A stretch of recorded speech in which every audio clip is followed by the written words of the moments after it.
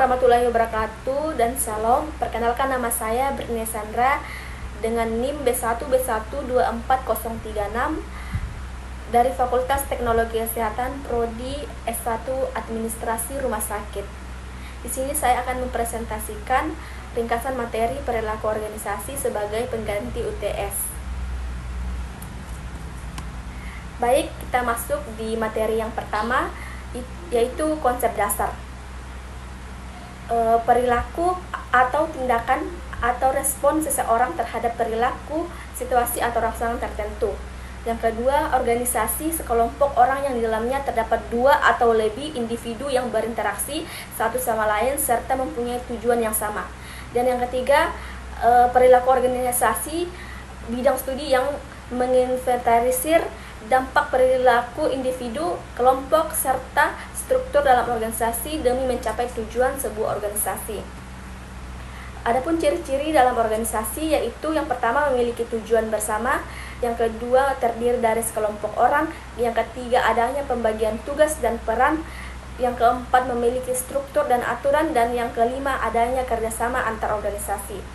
Adapun juga tujuan dalam organisasi, yaitu tujuan organisasi adalah untuk mencapai hasil tertentu secara efektif dan efisien melalui kerjasama antar anggotanya.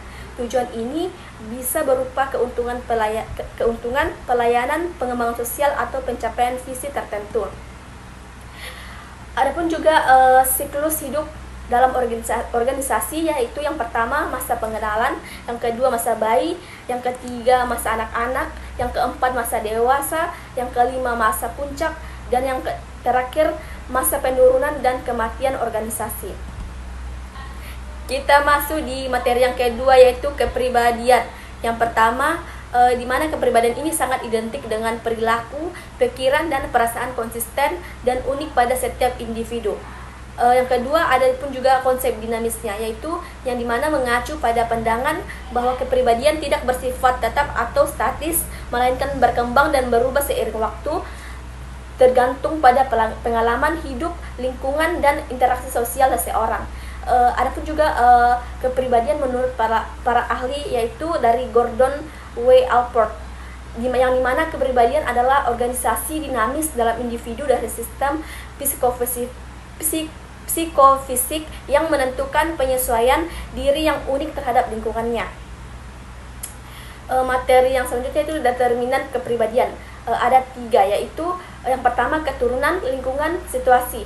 Yang dimana keturunan itu seperti ciri fisik, gaya tarik wajah, kelamin, emosi, fisiologis, dan psikologis dari orang tua. Yang kedua itu lingkungan, dimana terdapat keluarga, pendidikan, budaya, lingkungan sosial, status ekonomi, dan peristiwa hidup. Yang ketiga itu situasi, yang dimana ada phlegmatis, sanguin, melankoli, dan klorik. Kita masuk ke materi yang selanjutnya, itu individu dan kelompok.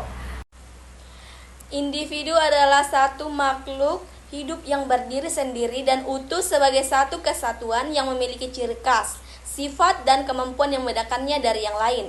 Dalam konteks manusia, individu adalah satu orang yang unik secara fisik, mental, emosional, dan sosial. Sedangkan kelompok adalah sekumpulan individu yang berinteraksi satu sama lain, memiliki tujuan bersama, serta saling mempengaruhi dan terikat oleh norma atau aturan tertentu.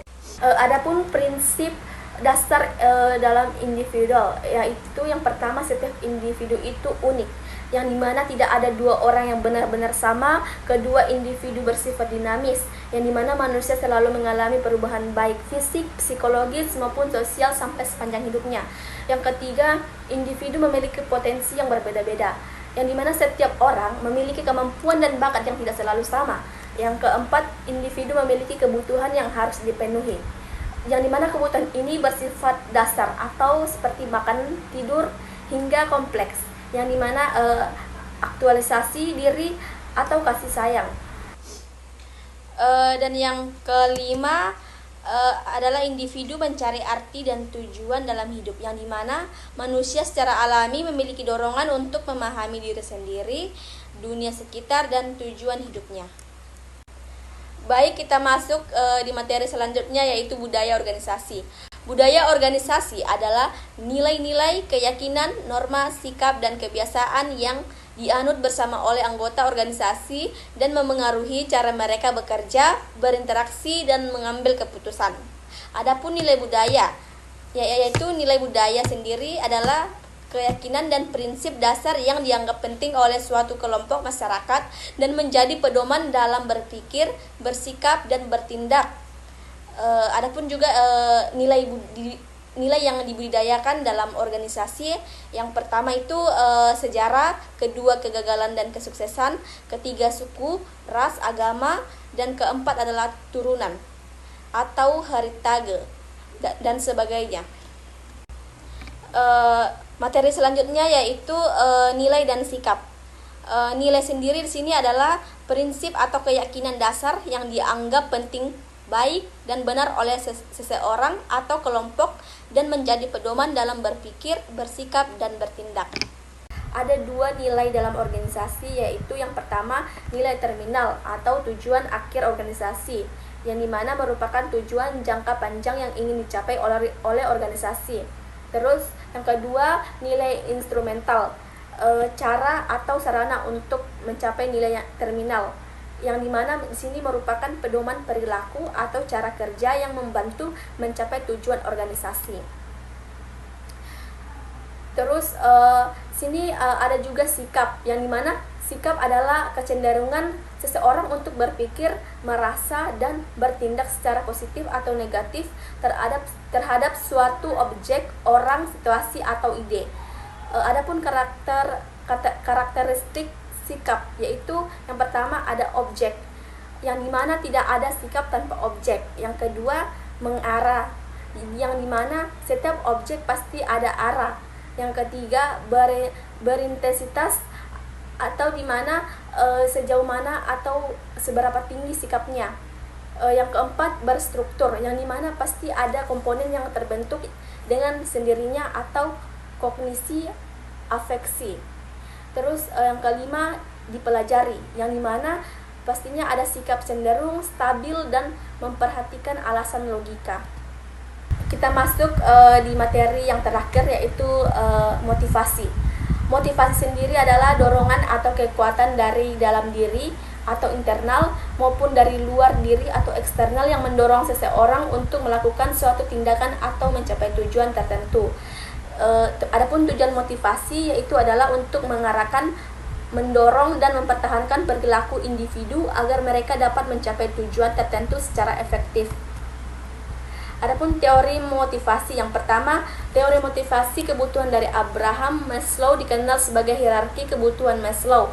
Teori ini menyatakan bahwa manusia termotivasi oleh 5 tingkat kebutuhan yang disusun secara berjenjang dari yang paling dasar hingga yang paling tinggi, yaitu fisiologis, keamanan, sosial, pengharapan, atau aktualisasi diri. Yang kedua, teori 2 faktor dari Friedrich Herzberg.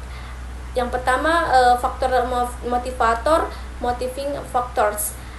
Faktor-faktor yang menyebabkan kepuasan kerja dan mendorong karyawan untuk berprestasi. Ada yang kedua, faktor higienis, yang dimana faktor-faktor yang berkaitan dengan lingkungan kerja jika tidak terpenuhi akan menyebabkan ketidakpuasan kerja, namun jika terpenuhi belum tentu membuat karyawan termotivasi.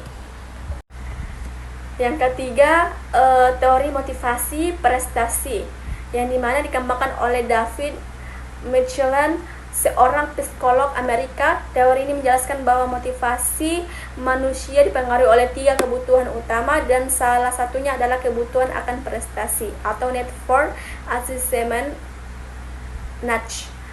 Yang keempat, teori motivasi penguatan adalah perilaku yang diberikan penguatan atau positif atau negatif cenderung akan diulang, sedangkan perilaku yang diberi hukuman cenderung akan dihindari.